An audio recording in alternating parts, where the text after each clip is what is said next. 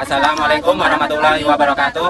Kami dari kelompok 2 terhormat. Perkenalkan, nama saya Muhammad Zikri Fari, NIM 157. Perkenalkan, nama saya Yulia Eni Samira dengan digit terakhir 135. Perkenalkan, nama saya Fedra Kamia Putri, NIM 150. Kami bertiga akan menganalisis kurikulum pembelajaran di negara Malaysia. Yuk ikutin kami jalan-jalan ke Malaysia. Jom.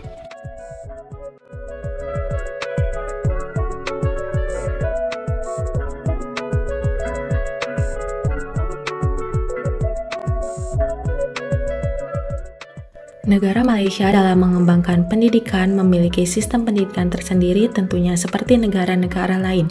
Sistem pendidikan di Malaysia diatur oleh Kementerian Pendidikan Malaysia atau bisa disebut KPM. Pendidikan formal yang ada di Malaysia dimulai dari prasekolah, pendidikan rendah, pendidikan menengah, pendidikan prauniversitas, dan pendidikan tinggi. Kurikulum yang diterapkan pada sistem pendidikan di Malaysia atau bisa disebut kurikulum nasional merupakan suatu program pendidikan yang termasuk kurikulum dan kegiatan yang mencakup semua pengetahuan, keterampilan, norma, nilai, unsur kebudayaan, dan kepercayaan. Kurikulum nasional ini terdiri dari beberapa kurikulum. Yang pertama ada kurikulum asuhan dan didikan awal kanak-kanak. Kurikulum asuhan dan didikan awal kanak-kanak bertujuan untuk memberi asuhan dan didikan awal yang berkualitas kepada anak-anak serta menyediakan kesempatan belajar yang dapat merangsang pikiran anak-anak dalam rentang usia lahir sampai 4 tahun. Kurikulum ini berfokus pada pertumbuhan dan perkembangan holistik anak dari aspek jasmani, emosi, spiritual, intelektual, dan sosial. Yang kedua, ada kurikulum standar prasekolah kebangsaan atau KSPK.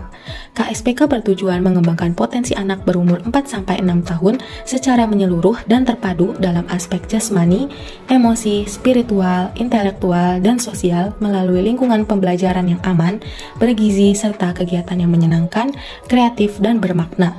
Hal ini adalah untuk meningkatkan keterampilan, menanamkan keyakinan, dan membentuk konsep diri yang positif pada diri murid agar mereka berhasil dalam lingkungan yang ada dan siap untuk mengatasi tantangan dan tanggung jawab di sekolah rendah. Yang ketiga yaitu kurikulum bersepadu sekolah rendah atau KBSR. KBSR adalah suatu program pendidikan yang komprehensif dan terpadu dari segi struktur konten, pendekatan, serta bahan pengajaran dan pembelajaran. Yang keempat yaitu kurikulum standar sekolah rendah atau KSSR. KSSR dilaksanakan secara bertahap-tahap dimulai tahun 2011 dengan murid tahun pertama. KSSR bertujuan untuk memperluas potensi individu murid secara holistik untuk melahirkan modal insan yang seimbang, harmonis, berakhlak mulia, kritis, kreatif, inovatif, serta memiliki kemahiran insaniah sebagai persiapan untuk menghadapi tantangan saat dan abad ke-21. Dan yang terakhir yaitu kurikulum bersepadu sekolah menengah atau KBSM. KBSM bertujuan memperluas potensi individu secara holistik dengan mempertimbangkan kemampuan, minat, dan bakat murid. Kurikulum ini juga menyediakan murid untuk melanjutkan pendidikan atau merambah pekerjaan. Struktur pembelajaran matematika.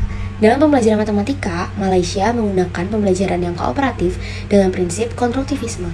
Teori pembelajaran konstruktivisme menerangkan bagaimana semua murid dapat menyesuaikan semua informasi baru yang diperoleh melalui pengalaman yang ada untuk membentuk pengetahuan baru dan mengorganisasikannya dalam pikiran. Di dalam konstruktivisme, guru berperan sebagai fasilitator tempat berpikir siswa untuk berusaha menerima pengetahuan tanpa menerimanya secara pasif. Aktivitas yang berpusat pada murid akan memberikan banyak peluang kepada murid untuk mendapatkan pengetahuan baru. Pembelajaran ini akan membentuk murid yang berdaya saing. Media yang digunakan dalam pembelajaran matematika menunjang pembelajaran banyak yang menggunakan fasilitas internet seperti game online, situs-situs dan blog yang memuat modul atau materi pembelajaran. Siswa diinformasikan alamat-alamat situs tersebut dan tinggal membukanya saat belajar. Selain itu, digunakan juga fasilitas presentasi PowerPoint yang dapat memudahkan siswa untuk menerima materi yang disampaikan. Hal yang dapat diimplementasikan di Indonesia. Yang pertama, pendaftaran siswa baru biasanya dilakukan 1 tahun sebelum masa persekolahan. Keteledoran orang tua memasukkan anaknya mengikuti wajib belajar dianggap sebagai kesalahan menurut undang-undang. Jika hal ini terbukti di pengadilan, maka orang tua tersebut akan didenda maksimal Rp5.000 Malaysia atau dihukum maksimal 6 tahun. Yang kedua, pembelajaran menggunakan fasilitas online seperti game online yang dapat membuat siswa tidak bosan dalam pembelajaran. Pembelajaran ini juga dapat membantu siswa untuk memahami konsep pembelajaran dengan lebih baik. Seru nggak? Seru nggak? Seru lah, masa nggak jauh beda kan sama kurikulum yang ada di Indonesia. Sekian dari kami, sampai jumpa lagi. Bye-bye.